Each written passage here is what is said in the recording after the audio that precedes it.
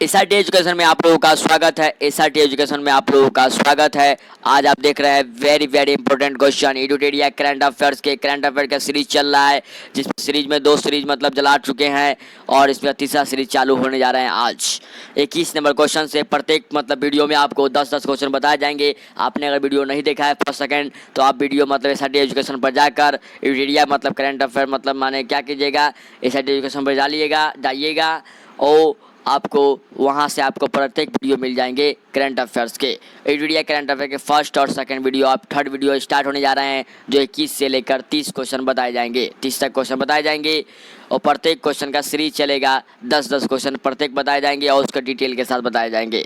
चलिए तो हम अन्य बातों पर ना ध्यान देते हुए आपको बता देते हैं किस किस के लिए मतलब इंपॉर्टेंट हो सकते हैं। तो BPSC, UPSC, CHSL, MTS, CGL, group D, NTPC, banking के लिए भी मतलब इम्पोर्टेंट हो सकते हैं। लेकिन बैंकिंग छोड़ के मतलब देखा जाए तो SSC, MTS, CHSL, group D, NTPC, ये सब के लिए very very important current affairs हैं और बीपीएससी, यूपीएससी के लिए भी।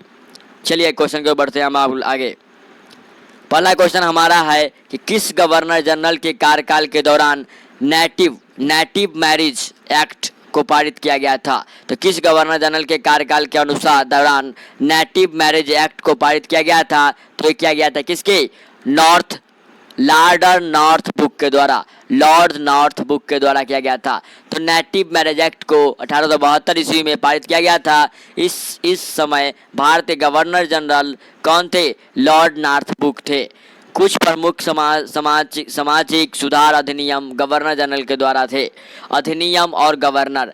शिशुवध प्रतिबंध किसने किया था? वेलेंजली ने किया था। सती प्रथा प्रतिबंध विलियम बेटिक ने किया था। Sharda Act Lord Irwin. और दास प्रथा का प्रतिबंध एलन बरो ने किया था। किसने किया था? एलन बरो ने किया था। एक क्वेश्चन मतलब वीवीआई क्वेश्चन हो सकते हैं, जैसे कि मतलब माने पूछे गए हैं नेटिव मैरिज एक्ट का। 22 नंबर क्वेश्चन देखते हैं एडुटेरिया करंट अफेयर्स के। मैं एक क्रांतिकारी के रूप में कार्य करता हूँ, कथन किसका है? मतलब माने कोई बोले हैं व्यक्ति, ऐसे व्यक्ति बोले हैं कि बोले कि मैं एक क्रांतिकारी के रूप में कार्य करता हूँ, कथन है, यानी किसने कहा था? तो जवाहरलाल नेहरू जी ने कहा था कि मैं एक क्रांतिकारी के रूप में कार्य करता हूँ। जवाहरलाल नेहरू ने कहा था कि मैं एक क्रांतिकारी के रूप में कार्य करता हूँ। जवाहरलाल नेहरू भारत के प्रथम प्रधानमंत्री थे। इन्होंने 3 बार क्रमशः 1929 में, 1936 में एंड 1937 में कांग्रेस के अधिवेशन में की अध्यक्षता की थी। जवाहरलाल नेहरू को समाजवाद का प्रखर समर्थक माना जाता है। ठीक है, तो आपको मतलब माने जवाहरलाल नेहरू के बारे में मालूम चल गया था। इन्होंने ही बोला था मैं एक क्रांतिकारी कार्य के रूप में काम करता हूँ। चलिए next question 23 number question Edutoria current affairs के क्वेश्चन को बढ़ते हैं हम लोग। विजयनगर साम्राज्य पर शासन करने वाले शासकों का क्रम है। तो विजयनगर साम्राज्य पर शासन करने वाले शासकों का क्रम क्या है?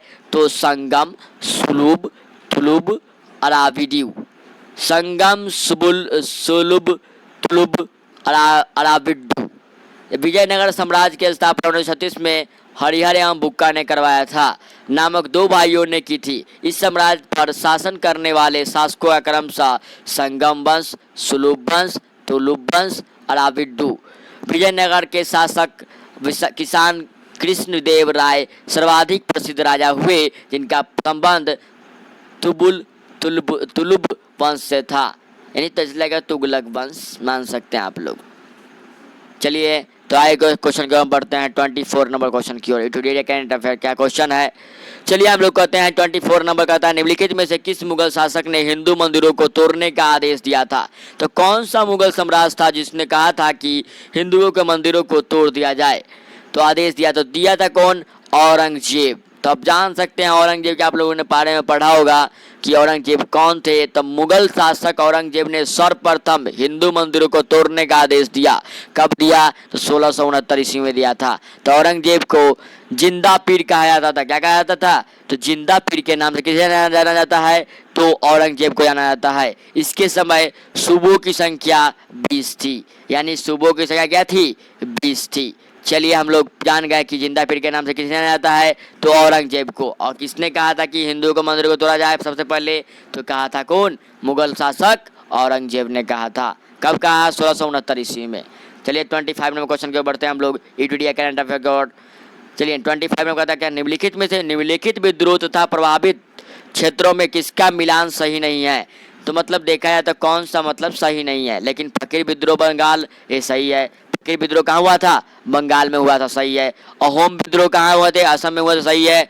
तेभागा तेभागा विद्रोह कहाँ हुआ था, तो बंगाल में होता है, सही है। लेकिन चुआर विद्रोह कहाँ हुआ है, तो झारखंड में हुआ था, गलत है। क्योंकि चुआर विद्रोह जो हुए थे बंगाल में ही हुए थे। तो उपयुक्त मतलब ऑप्शन जो सी है गलत है। जो देखिए विद्रोह का मतलब मान पाए कैसे होगा, तब फकीर विद्रोह हुए थे बंगाल में हुए थे, अहोम विद्रोह असम में हुए थे, और चुआर विद्रोह हुए थे बंगाले में हुए थे। और तेबाग विद्रोह भी कहाँ हुआ था, बंगाले में हुए थे। लेकिन कुका विद्रोह हुआ था वो पंजाब में हुआ था। ठीक है, तो ये क्वेश्चन हमारा डिटेल था। 26 नंबर क्वेश्चन के ऊपर बढ़ते हैं हम लोग। 1857 यानी कि 1857 ईस्वी की क्रांति को लखनऊ में दबाने वाला ब्रिटिश नायक कौन था। तो 1857 का जो विद्रोह हुआ था, तो लखनऊ में दबाने वाला ब्रिटिश शासक कौन था। तो देखा जाए तो कैंपबेल था, कैंपबेल था। कौन था, कैंपबेल था। तो 10 मई 1857 को मेरठ से 1857 की क्रांति की शुरुआत हुई थी। कब हुई थी, तो 10 मई 1857 से मेरठ से 1857 की क्रांति की शुरुआत हुई थी। लखनऊ में इस क्रांति का नेतृत्व बेगम हजरत महल ने किया था। किसने किया था, बेगम हजरत महल ने किया था। जबकि इस विद्रोह को लखनऊ में दबाने वाला अंग्रेजी नायक कैंपबेल था। कौन था, मतलब माने विद्रोह को मतलब माने कौन क्या नेतृत्व किया था, लखनऊ में क्रांतिकारी बेगम हजरत महल ने किया था। लेकिन जब को विद्रोह को लखनऊ में दबाने का काम कौन किया, तो कैंपबेल ने किया था, कैंपबेल ने किया था। 27 नंबर क्वेश्चन कहता है हमारा, क्या कहता है, क्या किस सिख धर्मगुरु ने गुरुमुखी लिपि का आरंभ किया था। तो गुरुमुखी लिपि का कौन क्या आरंभ किया था, तो किस सिख धर्मगुरु ने गुरुमुखी लिपि का आरंभ किया था, तो ये किए थे गुरु अंगद देव ने किए थे। गुरु अंगद देव ने गुरुमुखी लिपि के आरंभ की गई थी। तो गुरु अंगद जो क्या थे, तो गुरुमुखी लिपि का आरंभ गुरु अंगद देव ने किया था।